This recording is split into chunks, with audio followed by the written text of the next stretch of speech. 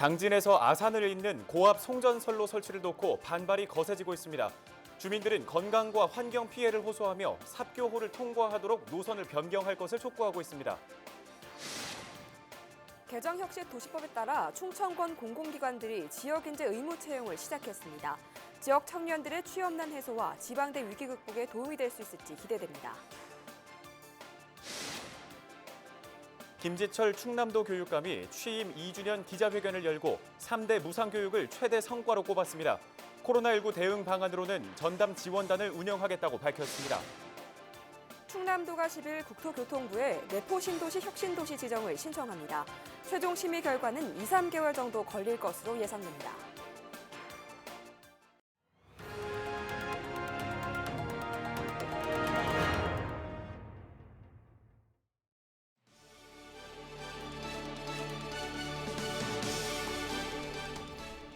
시청자 여러분 안녕하십니까? 헬로티비 뉴스 충남 시작합니다. 당진에서 아산을 잇는 고압 송전선로 설치를 둘러싼 갈등이 수년째 계속되고 있습니다. 전체 사업 구간 가운데 우강면 지역만 노선이 확정되지 못한 상태인데요. 주민들은 환경과 재산 피해를 호소하며 삽교호를 대안 노선으로 촉구하고 있습니다. 김단비 기자입니다. 드넓은 논이 펼쳐진 당진시 우강면의 한 마을입니다. 평온해 보이는 이곳에 송전탑 건설이 추진되면서 주민들이 강하게 반발하고 있습니다. 당진과 아산 2.5km 구간에 345kV 고압 송전탑 5기가 들어설 예정이기 때문입니다. 주민들은 전자파 영향과 땅값 하락 등을 우려하며 마을 앞만 피해달라고 호소하고 있습니다. 밤에는 여기 지금 철탑 때문에 또 합덕 쪽에 그리고 저쪽 아산 쪽에 다 타보여요. 막 무서워요. 여기 이쪽 우강 땅이 절대 머지 않고. 주민들은 대체 노선으로 삽교호의 수상 철탑 설치를 촉구하고 있습니다. 시와호처럼 수상 철탑에 선례가 있는 만큼 하천법상 구조물 설치가 가능하다는 건데 대전지방국토관리청은 물의 흐름에 지장을 줄 수 있어 안 된다는 입장입니다. 노선을 두고 평행선을 달려온 지 수년째. 최근에는 우강면 주민 120여 명이 대전지방국토관리청 앞에서 집회를 열며 반발은 더 거세지고 있습니다. 변호사 자문을 구해서 삽교 안에 철탑 설치가 가능하다는 답변을 들었고요. 피해가 심각한 마을을 감싸는 형태의 노선을 하천에 삽교 안에 철탑을 세우고 직접 건너가는 방식으로 변경할 것을 요구하고 있는데 한전과 대전국토청은 서로 협의를 거쳐 주민대책위와 만나겠다고 밝혔지만 대전국토청은 사실상 삽교 통과 노선을 받아들일 수 없다는 입장입니다. 전국에서 세 번째로 많은 80개 송전탑이 있는 당진시가 또다시 송전탑 문제로 갈등을 빚고 있습니다. 헬로티비 뉴스 김담입니다. 프랑스 메르센 등 해외 기업들이 충남도에 앞으로 5년 동안 6,500만 달러를 투자하기로 했습니다. 충남도는 9일 도청에서 프랑스 메르센과 스위스 ABB 파워그리드 등 외국 투자 기업 5곳과 투자 업무 협약을 맺었습니다. 일본의 미쓰비시 가스케미칼은 천안에 1,500만 달러를 들여 반도체 소재 공장을 신축하고 대만의 메가터치는 2차 전지 테스트기기 공장 신축에 1,000만 달러를 투입합니다.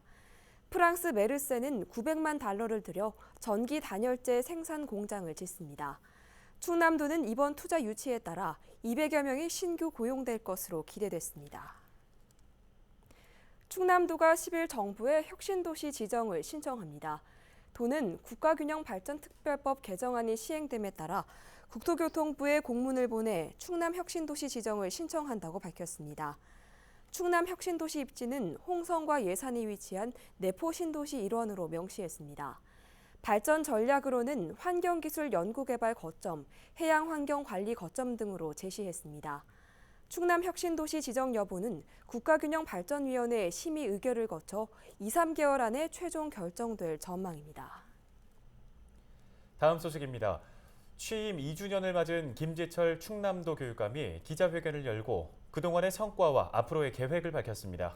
보도국 취재기자 전화 연결합니다. 네, 한범우 기자, 자세한 내용 전해주시죠. 네, 김지철 충남도 교육감이 9일 교육청에서 취임 2주년 기자회견을 열었습니다. 최대 성과로는 3대 무상교육 전면 실시를 꼽았는데요. 충남도 교육청은 지난해부터 교육비와 급식비, 교복 구입비가 없는 3대 무상교육을 시행해왔습니다. 유치원부터 고등학교까지 무상교육을 실시하는 건 충남이 전국에서 처음입니다. 김 교육감은 또 지역 대학과 연계한 교육과정 운영, 학교 내 일제전제 청산 등을 주요 성과로 제시했습니다. 네, 그렇다면 앞으로 남은 임기 동안에는 어떤 정책에 힘을 쏟겠다고 밝혔나요? 김 교육감은 가장 먼저 코로나19 대응 방안부터 내놨습니다. 등교 수업과 원격 수업이 일상적으로 함께 이뤄지고 있는 만큼 학교 지원단을 운영하겠다고 밝혔는데요. 원격 교육 지원팀에서는 다양한 원격 수업 방식을 적절히 진행할 수 있도록 기반을 구축합니다. 감염병 건강지원팀은 시설과 환경을 보완하고 관련 규정도 재정비할 계획입니다.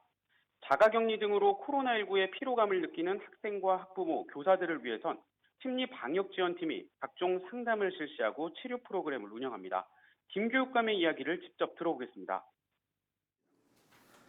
혁신위기 충남교육은 일상적인 코로나 시대를 지혜롭게 헤쳐가며 일찍 다가온 미래를 준비하겠습니다.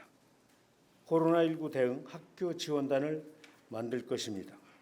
학교 지원단에 원격 교육 지원팀, 감염병 건강 지원팀, 심리 방역 지원팀을 구성합니다. 네, 코로나 지원단을 운영하겠다는 김지철 교육감의 이야기 들어봤는데요. 코로나 대응 외에 또 어떤 정책을 적극 추진할 계획입니까?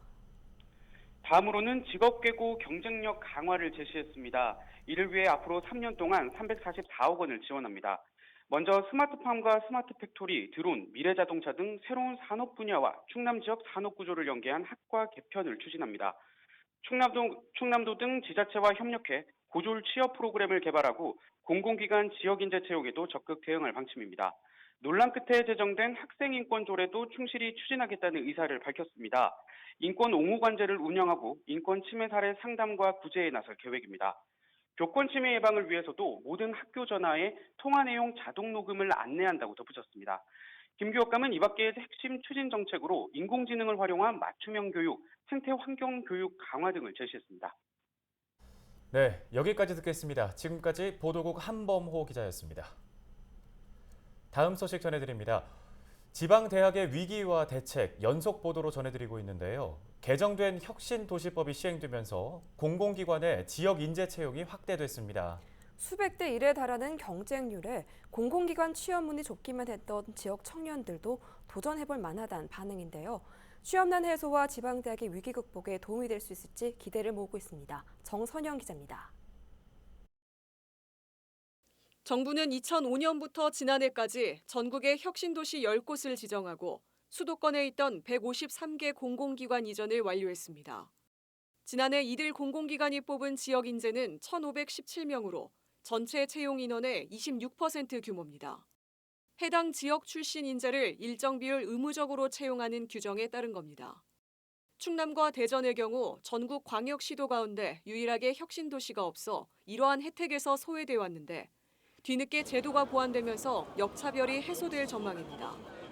개정된 혁신도시법이 지난 6월부터 시행됨에 따라 2005년 이전에 수도권에서 지방으로 옮긴 공공기관에도 지역인재 의무 채용이 적용됐습니다.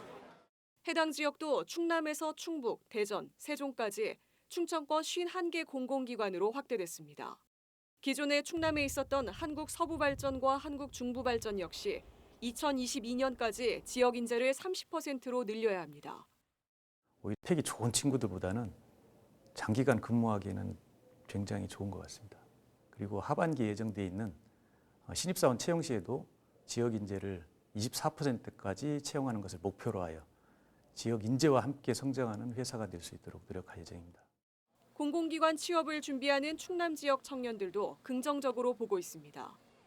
지역 인재 전형으로 응시하면 수도권 대학 졸업생들과 경쟁해야 하는 일반 전형보다 최종 합격 가능성이 높아질 거란 기대에서입니다.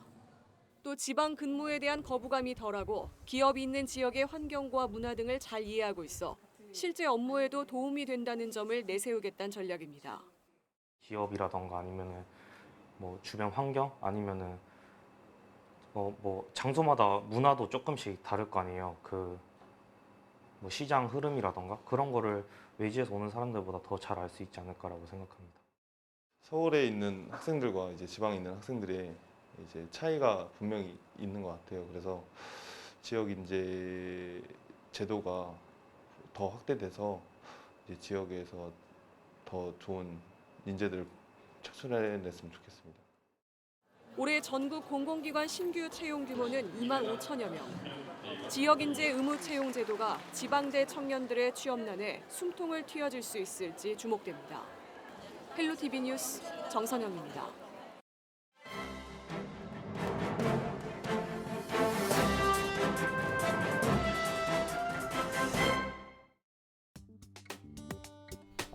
신문 브리핑 굿모닝 충청 기사입니다. 충남 전체 해안선의 45%인 559km 해안선에 걸쳐 28개의 해수욕장을 보유한 태안군. 코로나19 방역 대책에 허덕이는 모습입니다.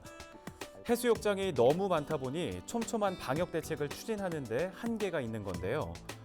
실제로 군은 드라이브스루 발열 체크 시스템을 만리포, 몽산포 해수욕장에만 도입해서 운영하고 있습니다. 이를 위해 98명을 고용했지만 이 중 10명 가까이는 이미 그만둔 것으로 전해졌습니다. 두 계조로 나뉘어 뙤약변 밑에서 1시간씩 교대로 근무를 하다 보니 어려움이 많고 또 코로나19 감염에 대한 우려도 크기 때문인 것으로 추정됩니다. 군은 7월 4일부터 8월 16일까지 44일 동안 하루 8시간씩 근무하는 조건으로 보험료 포함 1인당 약 340만 원을 지급할 계획인데요. 이를 98명으로 따지면 인건비는 약 3억 3천만 원이 듭니다. 군은 또 해변에서 파라솔 2m 간격 유지와 마스크 착용 등을 계도할 인력 68명을 선발하려 했지만 29명만 모집된 상태입니다. 이들은 만리포, 몽산포, 삼봉 등을 비롯한 15개 해수욕장에 투입된 상태입니다. 군은 가세로 군수가 드라이브스루 발열 체크에는 너무 많은 인력이 필요한 만큼 해변을 중심으로 방역 활동에 집중할 수 있는 인력을 충원하라고 지시함에 따라 계도 인력 45명을 추가로 모집해 총 74명을 운영할 방침입니다. 이 74명에 대한 인건비를 드라이브스루 발열 체크 인력과 같은 기준으로 따지면 약 2억 5천만 원이 소요되는데요. 이 두 가지를 합치면 방역 관련 인건비만 5억 8,500만 원에 가깝습니다. 복수의 군 관계자는 피서객이 가장 많이 찾는 만리포 해수욕장과 몽산포 해수욕장을 대상으로 드라이브스루 발열 체크를 진행하고 있다며 나머지 해수욕장에 대해서는 해변을 중심으로 마스크 착용 등 계도 활동에 집중할 예정이라고 밝혔습니다. 이 관계자는 또 몇몇 상인들의 경우 자비로 온도계를 구입해 활용하고 있다며 전체 해수욕장을 대상으로 확대하기에는 재정 부담이 너무 크기 때문에 피서객 스스로의 주의와 동참이 절실하다고 호소했습니다. 지금까지 신문 브리핑이었습니다.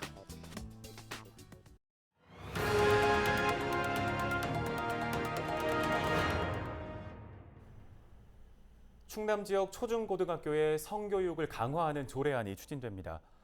충남도 의회는 김은나 의원이 대표 발의한 학교 성교육 운영과 지원에 관한 조례안을 입법 예고했습니다. 이 조례안에는 성교육을 1년에 15시간 이상 하도록 하고 충남형 성교육 표준안을 마련하는 내용 등이 담겼는데요. 현재 학교 성교육은 교육부 표준안에 따라 1년에 15시간 이상 교육을 실시하도록 하고 있지만 학교 현장에서는 교육 시간 확보에 어려움을 겪고 있는 실정입니다. 충남도가 코로나19 장기화로 어려움을 겪고 있는 소상공인 100개 업체를 대상으로 맞춤형 상담을 진행합니다. 상담팀은 제품 개발과 마케팅, 판로 등을 상담하고 사안에 따라 업체에 최대 130만 원의 경영 개선 지원금을 지원합니다. 신청 대상은 코로나19로 매출의 감소 피해를 입은 창업 6개월 이상 된 도내 소상공인으로 사치와 향락 업종은 제외됩니다. 참여를 희망하는 소상공인은 오는 24일까지 충남경제진흥원으로 신청하면 됩니다. 양승조 충남지사가 코로나19 감염을 막기 위해 음식 문화를 개선해야 한다고 밝혔습니다.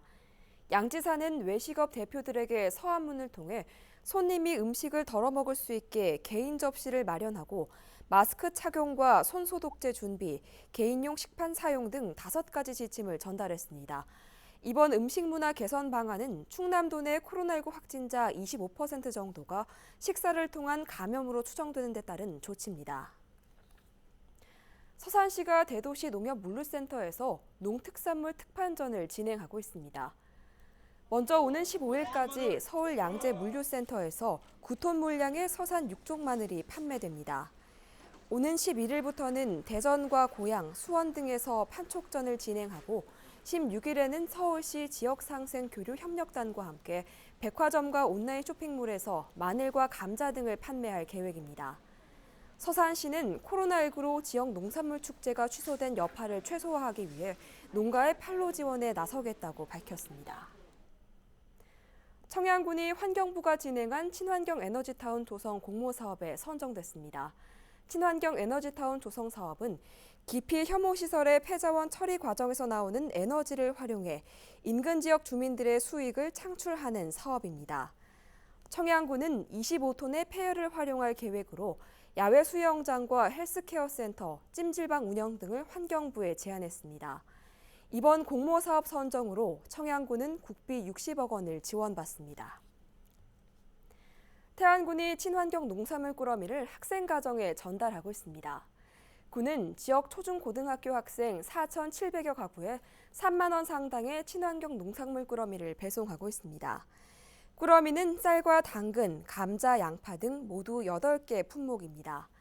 지원 품목은 태안군 학교급식센터와 학부모 대표, 생산자 단체 등이 협의해 결정됐습니다. 이번 지원은 개학 연기로 어려움을 겪고 있는 농가를 돕고 사용하지 않은 급식비 예산을 활용하기 위해 추진됐습니다. 충남도가 자금 조달에 어려움을 겪는 사회적 기업을 위해 기금을 운영합니다. 충남도는 9일 도청에서 신협 관계자 등이 참석한 가운데 업무 협약을 맺고 앞으로 3년 동안 신용대출 100억 원, 담보대출 100억 원 등 사회적 경제기금 200억 원을 운영하기로 했습니다. 기금 대출은 최대 1억 5천만 원이며 금리는 1%대로 지원됩니다. 특히 충남도는 금융 사각지대를 해소하기 위해 전국 최초로 금융기관 대출 융자 손실액을 지자체와 분담하도록 했습니다.